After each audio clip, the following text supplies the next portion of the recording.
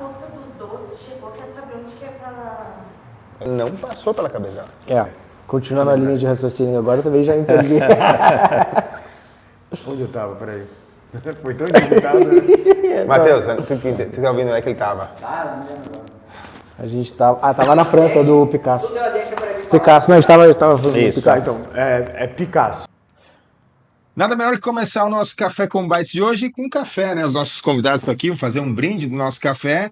Eu sou o Arthur Cipriani, tá aqui o Fernando Linsky, João Bach e Gil Giardelli para falar um pouco sobre inovação, sobre era quântica. O Gil já falou que nós vamos trocar de nome, né, Fernando? Exatamente. Já falou aí, ó. Vamos ver se a gente troca ou não troca.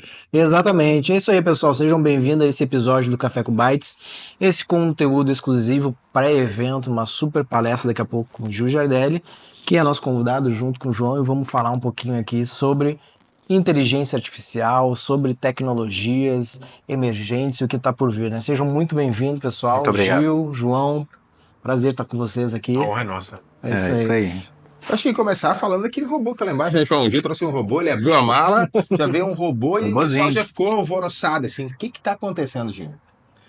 Há um ano atrás, mais ou menos, abriu a primeira fábrica de humanoides para trabalho na cidade indiana, nos Estados Unidos. E agora, há mais ou menos 3 semanas, abriu uma outra fábrica. Antes, um humanoide ele demorava 2 semanas para estar completo. Essa nova fábrica está produzindo, ainda não, mas no auge dela, ela vai produzir um robô a cada 4 minutos. Nossa. Uau. O que está acontecendo? A indústria sabe que se você tem um smartphone hoje no bolso, no futuro você vai ter um robô social do seu lado. Seja para companhia, para trabalho, para educação. Uma grande empresa de eletroeletrônicos da Coreia do Sul tem um forecast de lançar mais de 60 robôs sociais nos próximos anos. Então, os humanoides estarão cada dia mais próximos de nós. Qual, dentro desse cenário, né, Gil, a gente fala desse avanço, qual que é o nosso papel como humanos, como pessoas? Para onde é que a gente está se direcionando, né, com todas essas tecnologias, e, enfim, com essas emergências surgindo? Puxa, Fernando, a gente vai ter que ressignificar primeiro o trabalho com a inteligência artificial, com a computação quântica, aquele trabalho ali da primeira revolução, da segunda revolução industrial de 8 horas, vai cair mais ou menos para 3 horas. O que a gente vai ter que entender é que o emprego ele vai ser algo que vai pagar os seus boletos, vai pagar as suas contas, mas o trabalho ele é essencial para o desenvolvimento humano. E aí seja um trabalho voluntário, seja um trabalho que não é só de recompensa financeira. Então a gente vai ter que dividir muito bem, ensinar as pessoas sobre emprego e trabalho, né? E o outro ponto é que está sobrando emprego no mundo, só que são empregos de 5 dígitos, só que isso exige uma capacitação completamente diferente do que a gente está fazendo hoje. E aí o debate não é sobre desemprego tecnológico, é sobre emprego frágil. Olha aí, isso é extremamente importante, né, João? Totalmente importante. Uma das coisas que a gente tem visto bastante agora com o advento da IA, isso muito agora nos últimos 2 anos, né? Quando saiu o chat GPT, a IA não é um tema novo, é um tema de décadas. Mas nos últimos 2 anos isso ganhou uma escala nunca antes vista. E uma velocidade que a gente nunca viu antes também. E fazendo uma conexão com essa questão de robôs com fins mais sociais, que acredito sim, inevitavelmente nós vamos ter isso muito em breve. Né? Não sei se vocês já viram alguns vídeos até mesmo da Tesla, que desenvolveu alguns robôs novos. Enfim, tem uma série de coisas novas surgindo. E numa velocidade estonteante.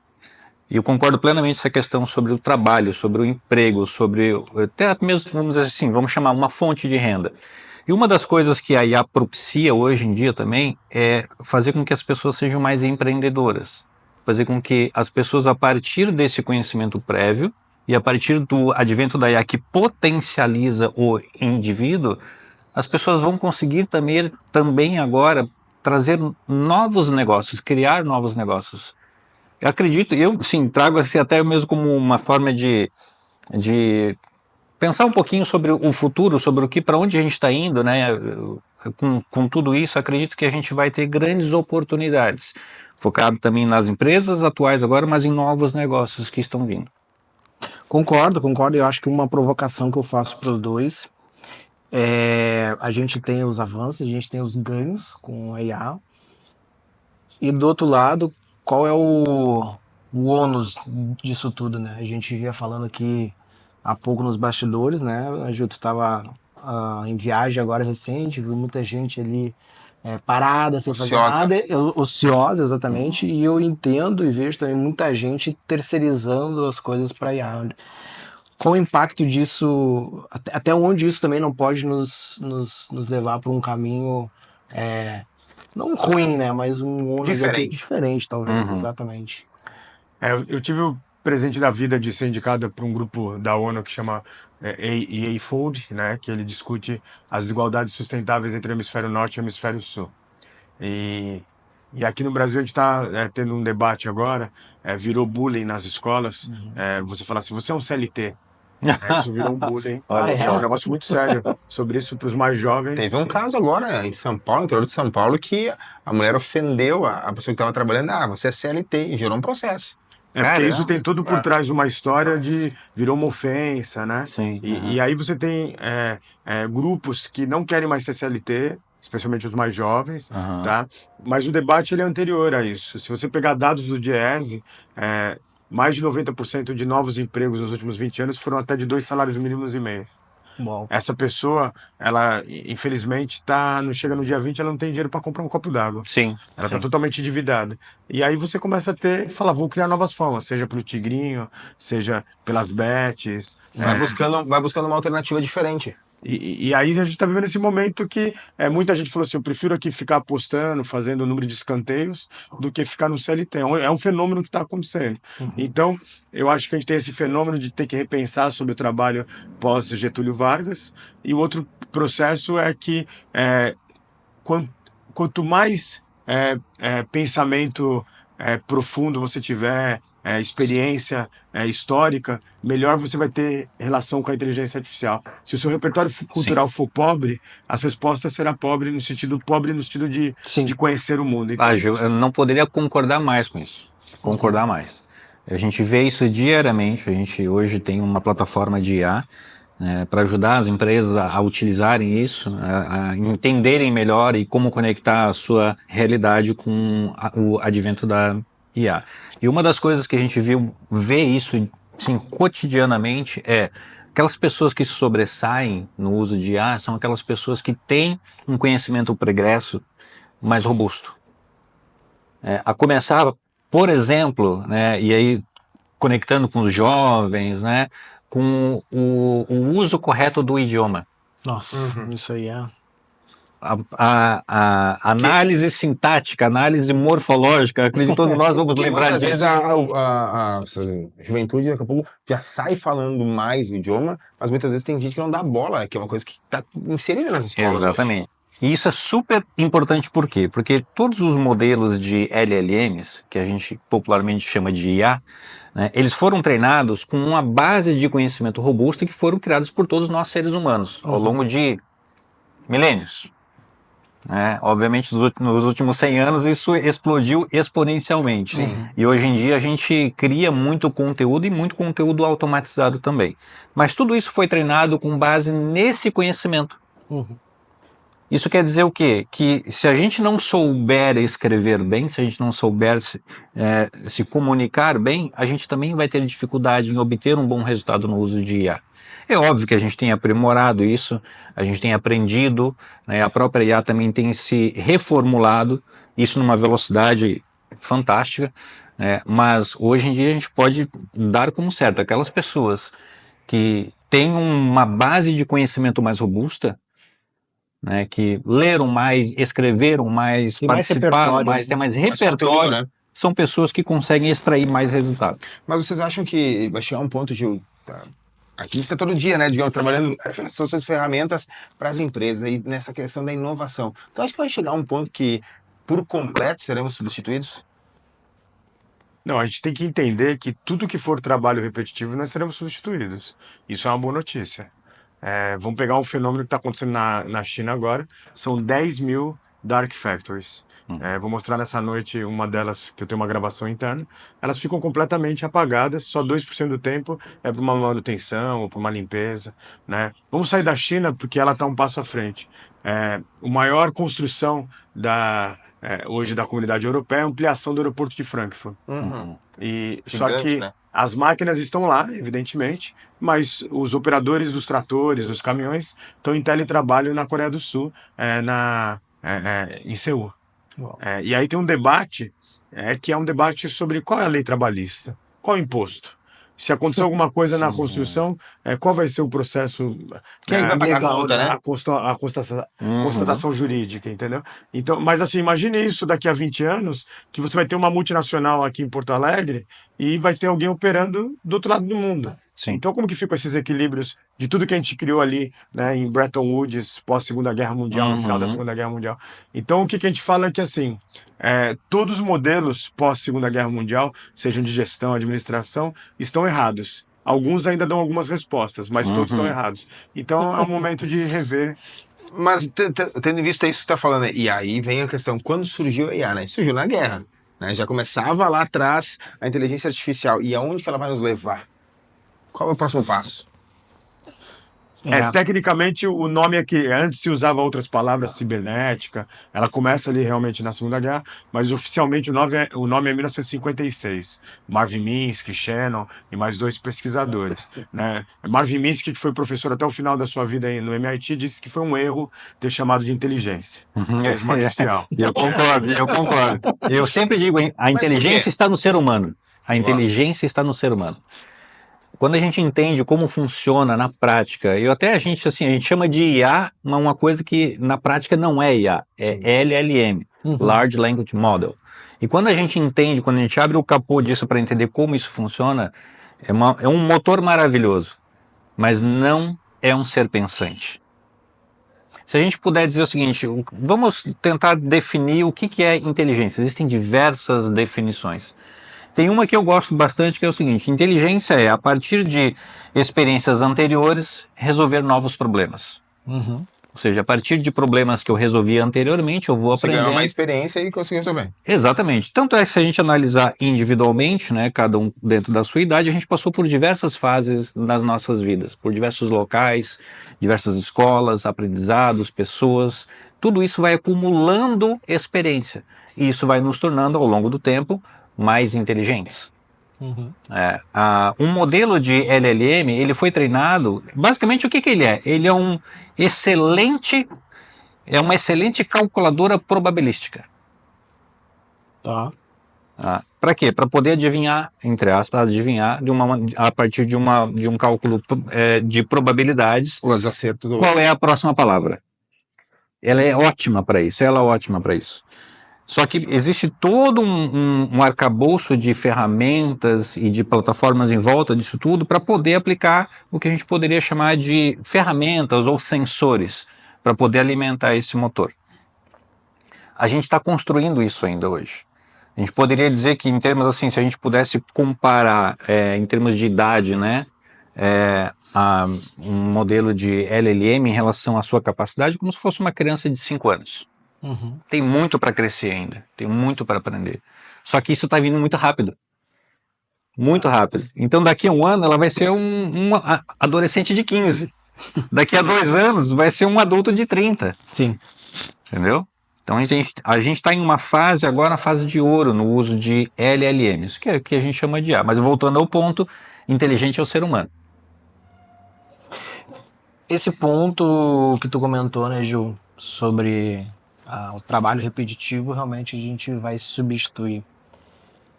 E o impacto nas profissões, né? Como é que a gente educa um monte de gente aí que daqui a pouco vai ficar com esse desemprego tecnológico?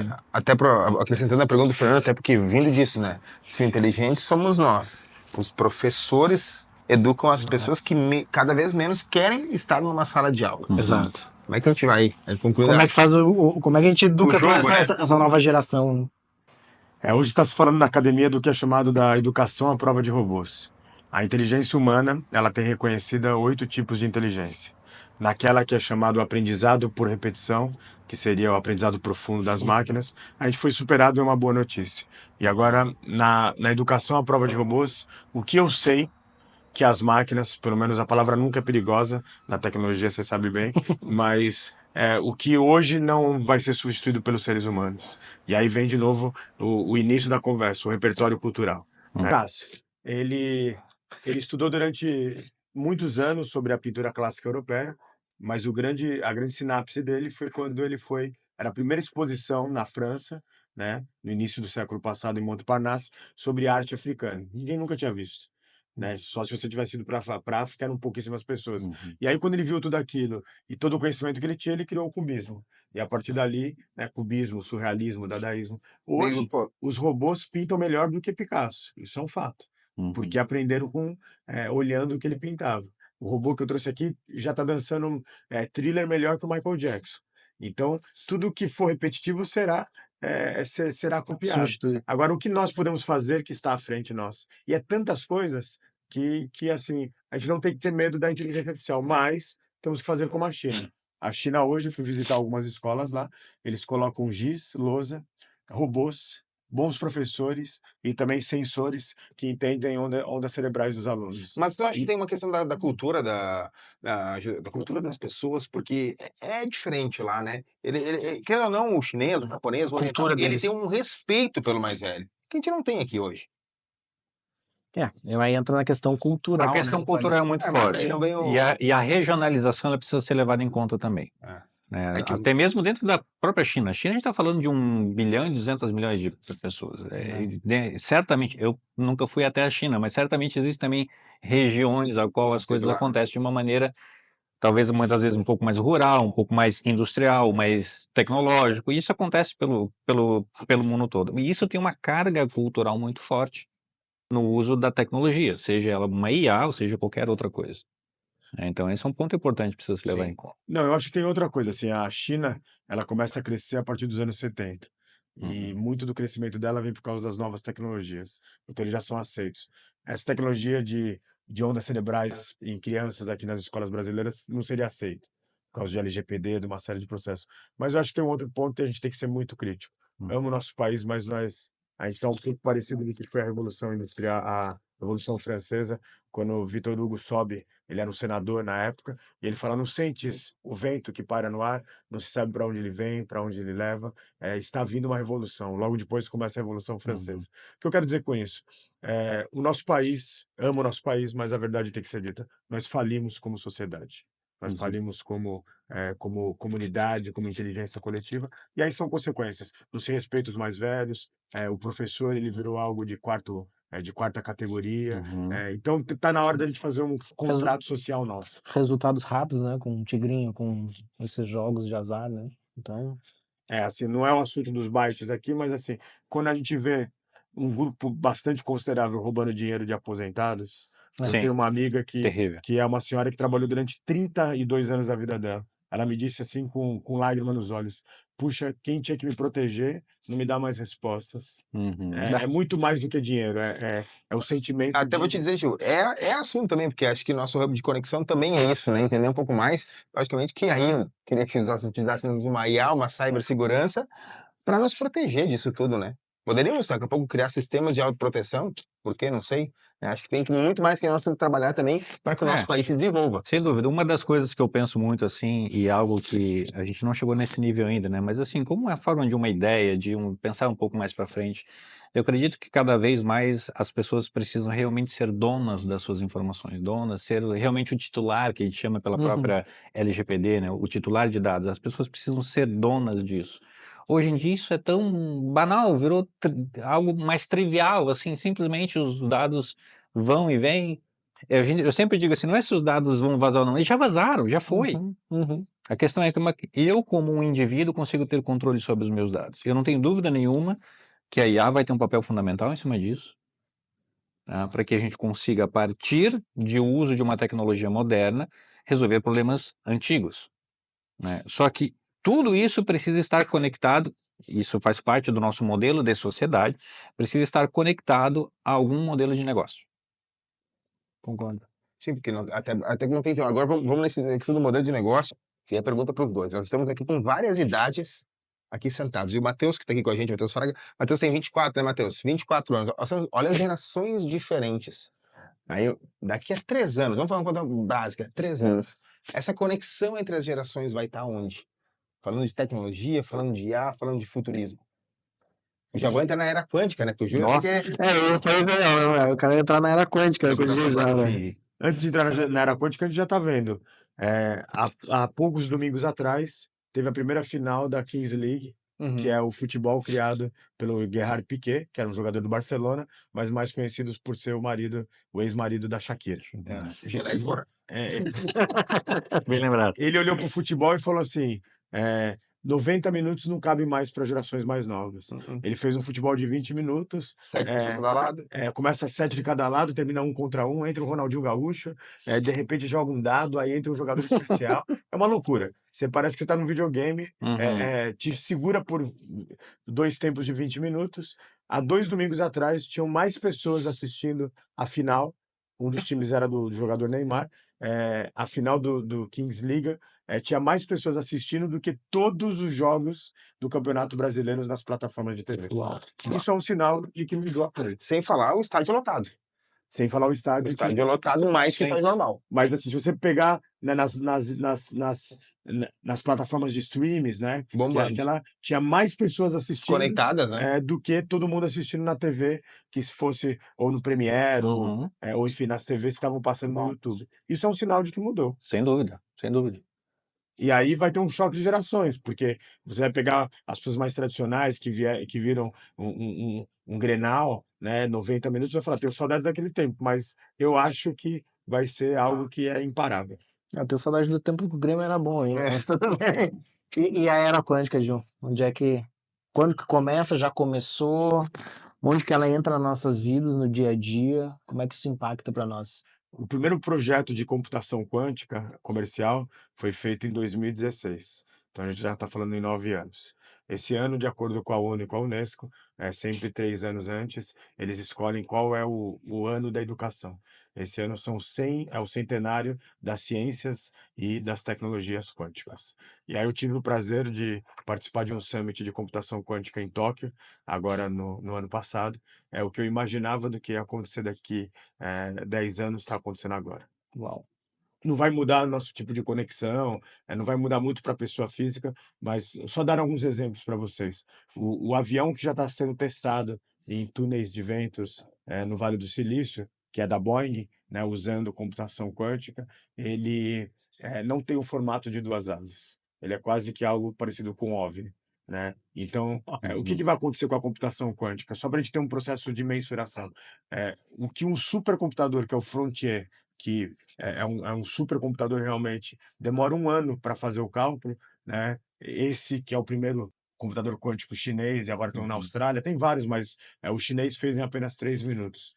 Tudo que era modelos matemáticos ou de físicas, que eram só teoria, vai se tornar prática. Então, o que é o conceito de buracos negros, o MC ao quadrado, o conceito de teletransporte para o passado e para o futuro, a matemática vai ser resolvida. Mas, ou seja, então nós vamos ter o teletransporte. Já tem, na verdade, nós vamos ter esse teletransporte? Como ciência, a gente já conseguiu desfazer um ratinho aqui e construir aqui. A orelha estava no rabo, não deu certo ainda, mas é questão de tempo. Muito similar ao telefone celular. A primeira ligação de celular, né, um técnico da Motorola numa sobreloja, o seu parceiro ali na calçada, na Quinta Avenida. Quando eles fizeram a primeira ligação, falaram, esqueça esse projeto. Celulares nunca serão aparelhos de comunicação. Então, ele está nesse momento. Tá tudo aqui, né? É isso aí. E, ô, João, dentro dessa perspectiva, olhando o lado mais corporativo, que tu tem mais força, o que tu enxerga, né? Pra onde que tá indo, né? Todo esse caminho de quântico, cara, inteligência artificial e como que as empresas estão absorvendo isso para o seu dia a dia, né? E acho que um que a mais, que eu sei que também é muito da nossa área, é como que isso também impacta ou como que isso deveria trazer junto à questão da segurança cibernética. Eu vou dizer assim, a gente está vivendo um momento hoje que tem tanta informação, tanta coisa acontecendo, que até mesmo assim seria leviano da minha parte tentar trazer respostas assertivas sobre o que vai vir pela frente. Mas, de novo, né, com base nas nossas experiências passadas, tentar prever mais ou menos o que vai acontecer pelo futuro. Acredito que a computação quântica, a gente está assim, no limiar de começar a tornar isso um business, realmente um negócio, um modelo de negócio. popularizar isso mais. Até porque hoje as empresas que estão desenvolvendo estão investindo bilhões de dólares sobre isso, e não é à toa, né? Não é à toa. Então eu acredito que a gente vai ter pelos próximos anos o advento de uma comercialização, talvez, de chips, de maquinários ou de, vamos chamar, de computadores. Talvez até a gente vai precisar mudar o nome, pensar em um nome novo, porque o modelo também muda. Acho que a gente vai mudar isso e a IA vai ter um papel fundamental em cima disso, porque uma das coisas que se prevê também é o advento da AGI, né, que é a IA generalista, a IA, vamos dizer assim, entre aspas aqui, autopensante, ciente de si própria. Isso não aconteceu ainda, tá? Existem estudos que dizem que isso deve acontecer ao longo dos próximos 5 anos, e se a gente somar isso ao universo quântico, né, ou ao multiverso quântico, certamente a gente vai ter coisas aí que até então a gente só pensava que eram coisas de filme de ficção. Loucura, né? Loucura mesmo. Maravilha, gente. Acho que o nosso papo vai ficando por aqui. A gente tem agora, indo lá para o nosso evento. Hoje é o primeiro, né? O pré-CCB Talks. Exato. O nosso Café com Bytes. João Bach, Gil Jardelli, Fernando Linsky, eu sou Arthur Cipriani. E a gente quer agradecer mais uma vez vocês estarem aqui hoje. Até Imagina, é um prazer. engraçado, né? A gente tava aqui nos bastidores, né? Eu e o Gil nos encontramos lá, né? Entrando no banheiro lá e falei assim: te agradecer por estar aqui, agradecer o João, agradecer o Fernando, porque acho que isso é uma das coisas que aqui nós temos pessoas que trabalham com tecnologia e alguém que trabalha com comunicação. Eu acho que a gente está juntando tudo, né? Está comunicando com a tecnologia. E um abraço aí, Matheus Fraga, tá aí com a gente. Valeu! Valeu, pessoal.